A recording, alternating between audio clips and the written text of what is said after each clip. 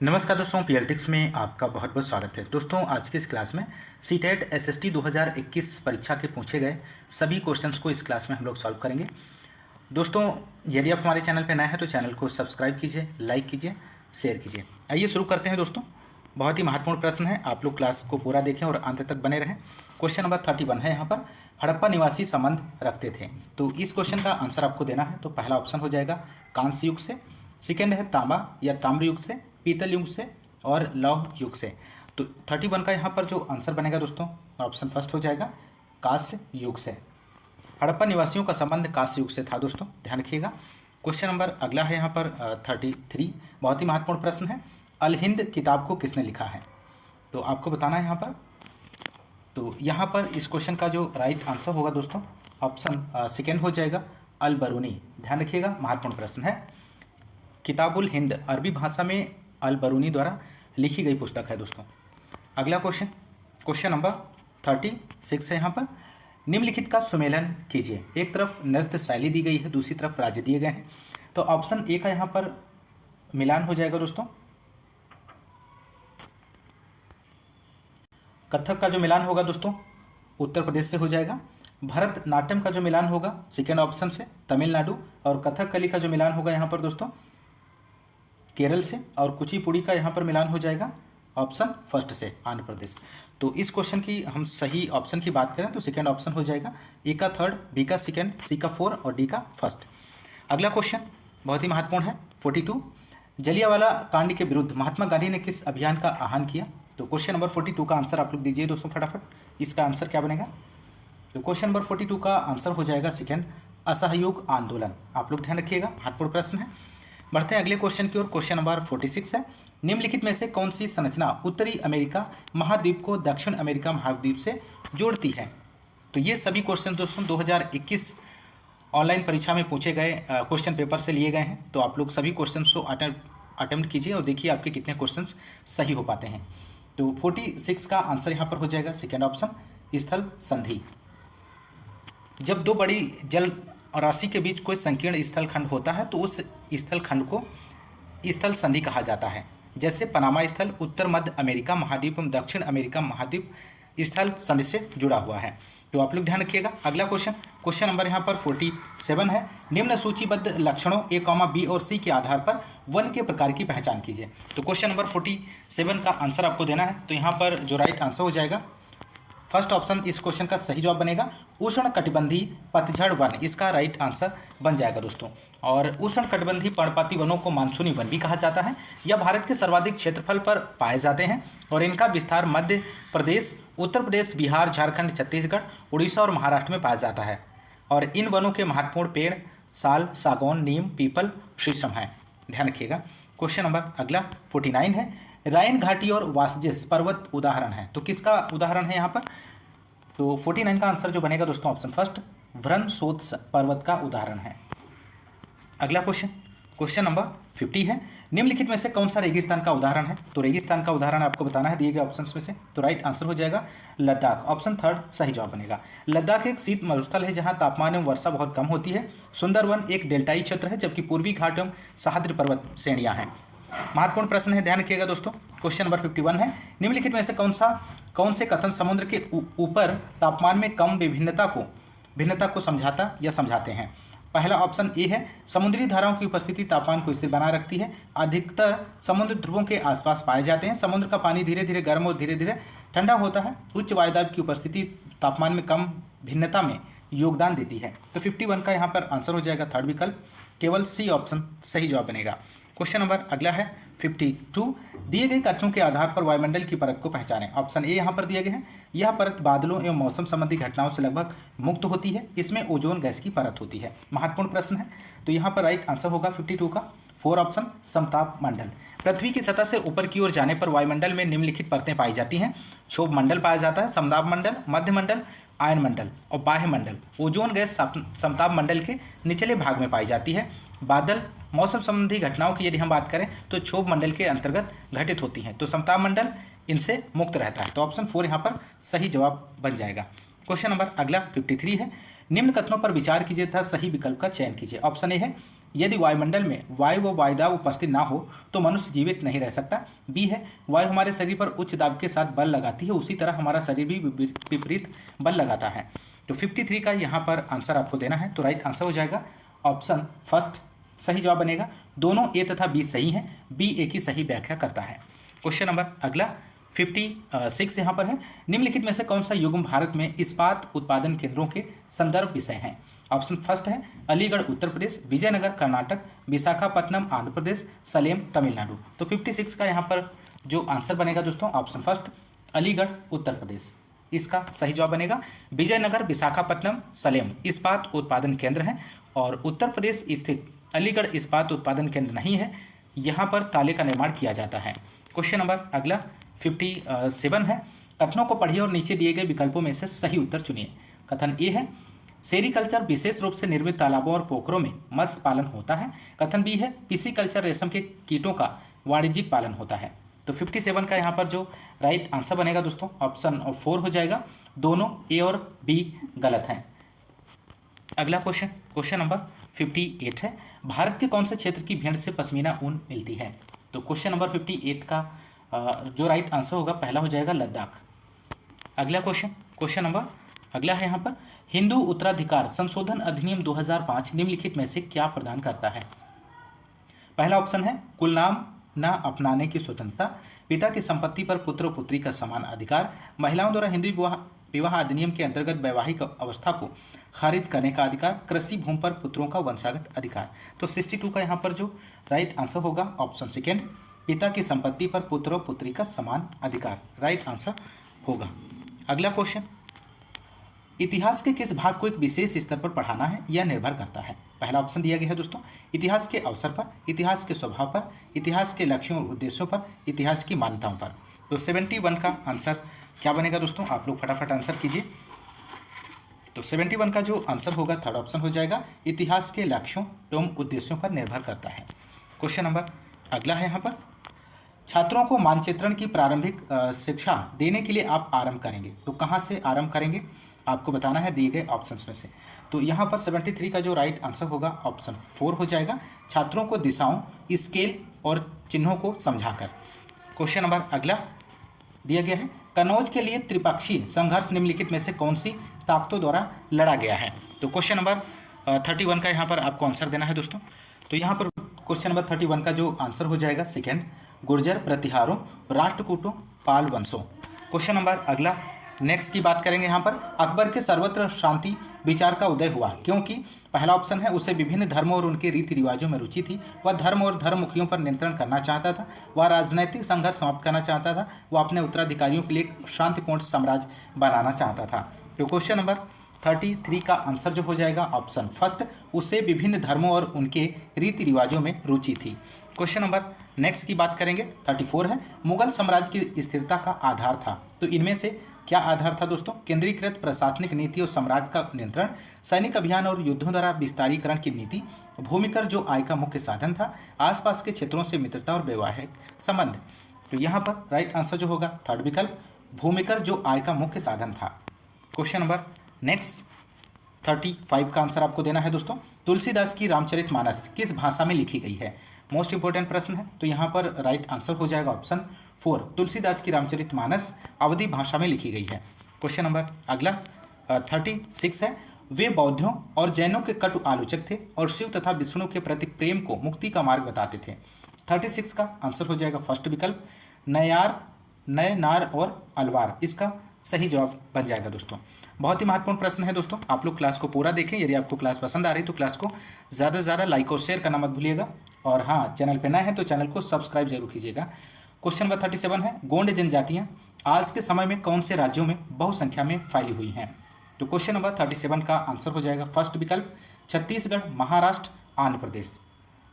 अगला क्वेश्चन देखते हैं। क्वेश्चन नंबर 39 है, सतनामी आंदोलन का गठन किसकी सामाजिक स्थिति को सुधारने के लिए किया गया है।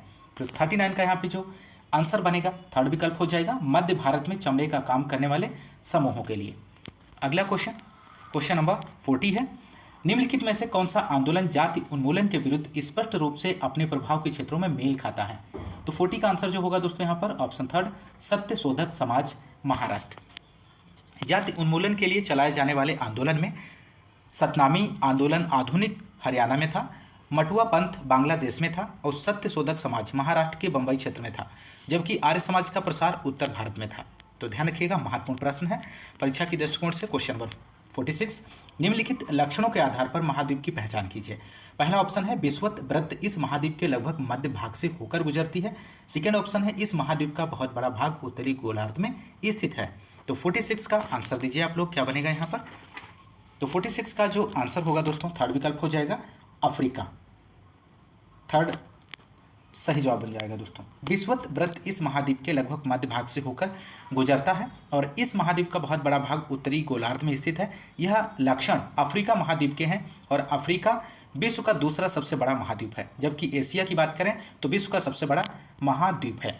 अगला क्वेश्चन, क्वेश्चन नंबर 50, भूकंप की तीव्रता रिक्टर स्केल पर मापी जाती है। रिक्टर पैमाने पर कौन सा मान या उससे अधिक वस्तुओं के गिरने से क्षति पहुंच सकता है।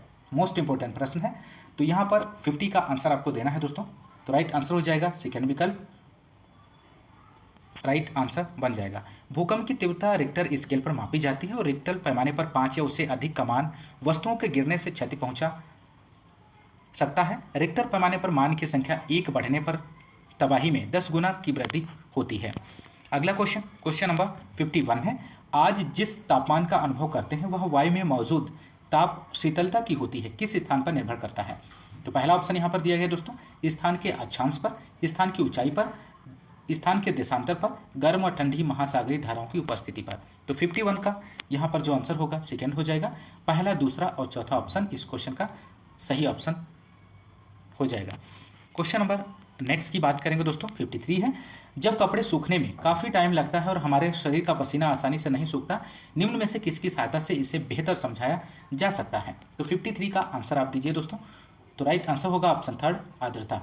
वायु में अधिक नमी के कारण कपड़े सूखने में अधिक समय लगता है और हमारे शरीर का पसीना भी आसानी से नहीं सूख सकता। अगला क्वेश्चन, क्वेश्चन नंबर 54, निम्न का मिलान कीजिए तथा सही विकल्प का चयन कीजिए। एक तरफ वनों के प्रकार दिए गए हैं, दूसरी तरफ भारत में स्थान दिए गए हैं, आपको मिलान करना है। तो 54 का यहाँ पर जो राइट आंसर हो जाएगा, आप इसे मिलान कर दीजिए दोस्तों। पहला ऑप्शन दिया गया है उष्णकटिबंधीय वर्षा, तो इसका जो मिलान यहाँ पर होगा ऑप्शन सेकेंड से हो जाएगा, पश्चिम घाट के पश्चिमी ढलाव।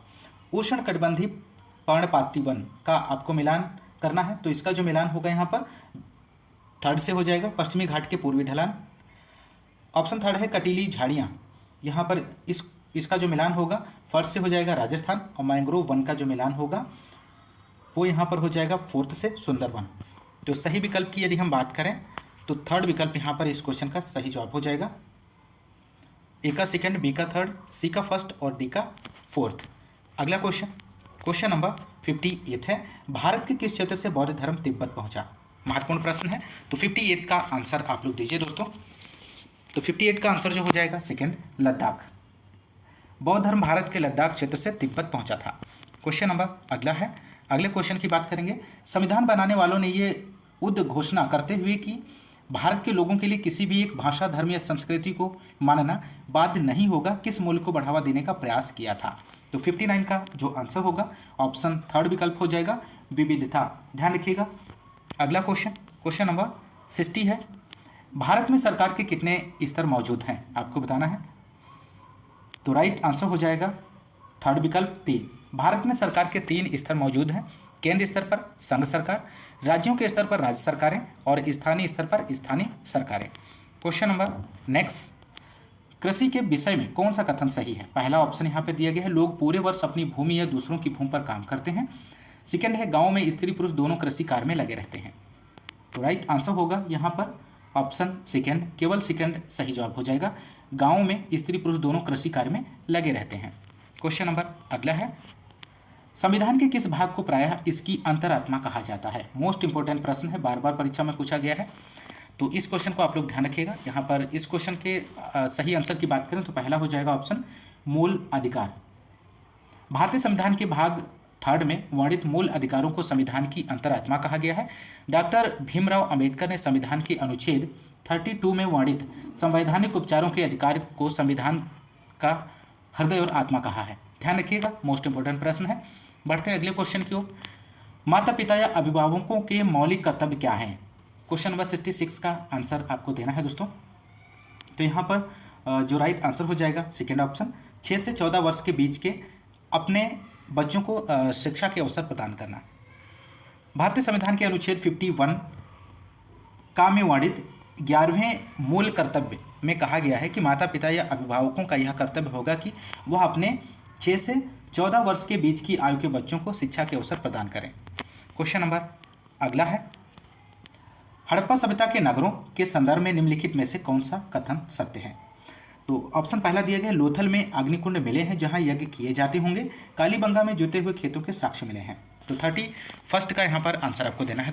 तो राइट विकल्प हो जाएगा यहाँ पर थर्ड विकल्प, पहला और दूसरा सत्य ऑप्शन है।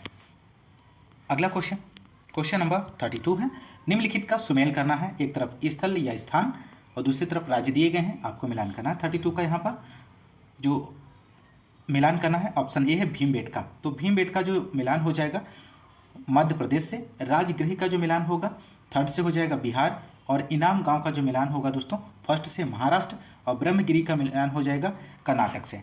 तो यहाँ पर थर्ड विकल्प जो है सही जवाब बनेगा। ए का फोर्थ, बी का थर्ड, सी का फर्स्ट और डी का सेकेंड। अगला क्वेश्चन, क्वेश्चन नंबर नेक्स्ट, निम्नलिखित में से कौन सा अल इद्रिसी और उसके द्वारा बनाए गए मानचित्र के संदर्भ में सही है? ए ऑप्शन है वह एक फारसी भूगोलवेत्ता थे, जगहों के नाम अरबी में चिन्हित हैं, श्रीलंका ऊपर की ओर, उत्तर भारत नीचे की ओर दिखाई पड़ता है। सही विकल्प का चुनाव कीजिए। तो 33 का यहाँ पर जो राइट आंसर होगा थर्ड विकल्प, बी और सी ऑप्शन सही जवाब हो जाएगा। अगला क्वेश्चन, क्वेश्चन नंबर नेक्स्ट, निम्नलिखित वक्तव्यों को पढ़कर सही विकल्प का चयन कीजिए। शासकों द्वारा मंदिरों और मस्जिदों का निर्माण किया गया है। पहला ए ऑप्शन है भगवान के साथ अपनी घनिष्ठता प्रमाणित करने के लिए, शक्ति और वैभव प्रदर्शन करने के लिए, पुजारी वर्ग को संतुष्ट करने और उनका समर्थन करने के लिए। तो राइट आंसर फर्स्ट ऑप्शन हो जाएगा, ए और बी दोनों ऑप्शन यहाँ पर सही जवाब बनेंगे। क्वेश्चन नंबर नेक्स्ट की बात करेंगे दोस्तों, आदिवासियों के मामले में ब्रिटिश शासन की भूमिका पर दिए गए दो कथनों ए और बी पर विचार कीजिए। कथन ए है ब्रिटिश शासन के तहत आदिवासी मुखियाओं के कार्यों और अधिकारों में काफ़ी बदलाव आया है। कथन बी है आदिवासी मुखियाओं को गांवों के समूह में अपनी ज़मीनों का अधिकार मिला और साथ में शासकीय शक्तियाँ भी बनी रही। सही विकल्प का चयन कीजिए। तो 35 का आंसर आपको देना है दोस्तों। इसका सही जवाब क्या बनेगा? ऑप्शन फर्स्ट, केवल ए इसका सही जवाब हो जाएगा। नेक्स्ट क्वेश्चन 39 है, इस तरह की चित्र शैली में भारत को एक ऐसे अनूठे भूप्रदेश के रूप में चित्रित किया जाता है जिसकी ब्रिटिश कलाकार सेनानियों को पड़ताल करनी थी। तो 39 का आंसर क्या बनेगा दोस्तों? यहाँ पर आप लोग दीजिए इसका आंसर। तो राइट आंसर होगा ऑप्शन 4, चित्रोपम। चित्रोपम चित्र शैली में भारत को एक ऐसे अनूठे भूप्रदेश के रूप में चित्रित किया जाता है जिसकी पड़ताल ब्रिटिश कलाकार सेनानियों को करनी होती थी। नेक्स्ट क्वेश्चन, क्वेश्चन नंबर अगला है, परमहंस मंडली का गठन किसके उन्मूलन के लिए हुआ था? तो 40 का आंसर आपको देना है दोस्तों। तो राइट आंसर हो जाएगा सेकेंड ऑप्शन, जाति। परमहंस मंडली का गठन जाति प्रथा के उन्मूलन हेतु किया गया था। परमहंस मंडली के गठन की बात करें तो 1849 से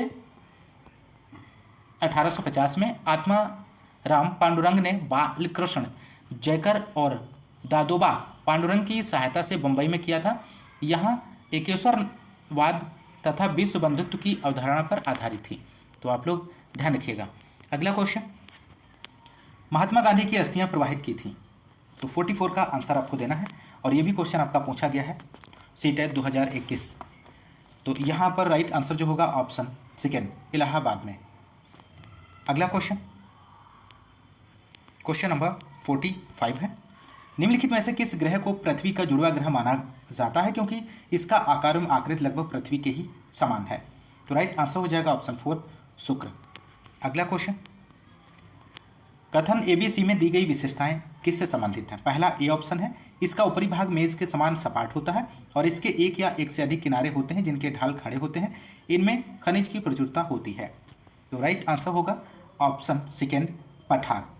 पठार धरातल का वह विशिष्ट स्थल रूप है जो अपने आसपास के स्थल से पर्याप्त ऊंचा होता है और शीर्ष भाग मेज के समान सपाट और चौड़ा होता है। पठार की ऊंचाई की बात करें तो 300 से 500 फीट होती है और कुछ पठार अधिक ऊंचाई वाले भी हैं। धरातल के ऊंचे भाग जिनका शीर्ष भाग नुकीला होता है पर्वत कहे जाते हैं और दो पर्वतों के बीच के निचले क्षेत्र को घाटी कहा जाता है। तो ध्यान रखिएगा।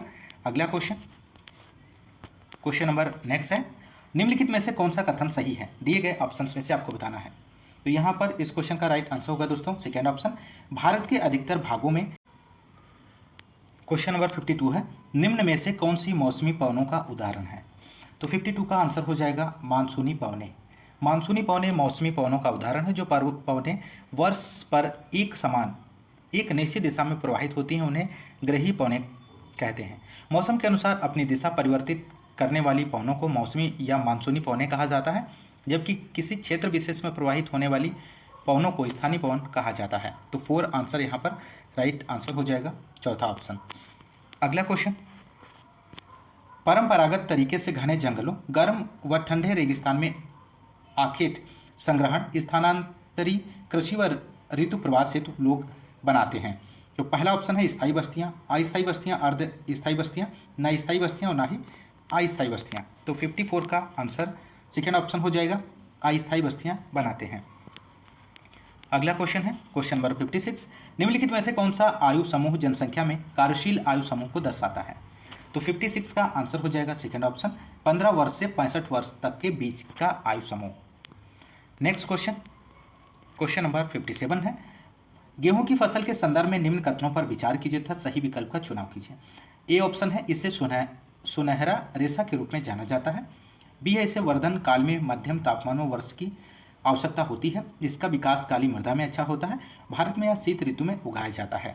महत्वपूर्ण प्रश्न है, तो यहाँ पर इसका राइट आंसर जो होगा ऑप्शन 4 बनेगा। बी और डी सही ऑप्शन है।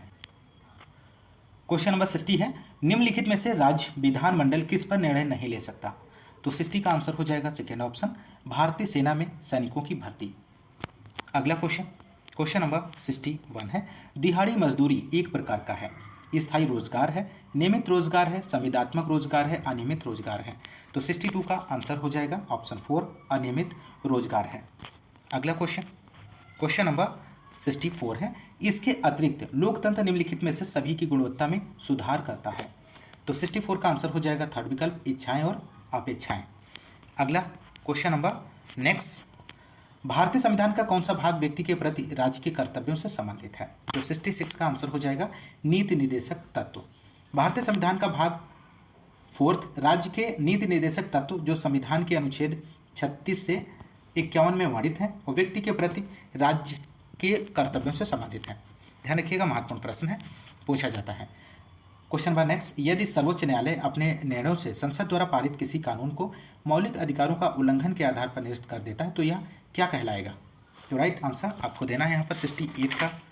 तो 68 का जो आंसर होगा सेकेंड विकल्प, न्यायिक पुनर्निरीक्षण कहलाएगा दोस्तों। क्वेश्चन नंबर अगला, और दोस्तों इस क्लास में बस इतने ही क्वेश्चंस को हम लोग सॉल्व करेंगे। दोस्तों यदि आपको क्लास पसंद आ रही है तो क्लास को ज़्यादा से ज़्यादा लाइक और शेयर करना मत भूलिएगा, और चैनल पे यदि नए हैं तो चैनल को सब्सक्राइब जरूर कीजिएगा दोस्तों। और इसी तरह आप लोग इस चैनल के माध्यम से प्रैक्टिस आप लोग करते रहिए। और आज की क्लास में बस इतना ही, मिलते हैं नेक्स्ट क्लास में, तब तक के लिए नमस्कार, जय हिंद, धन्यवाद।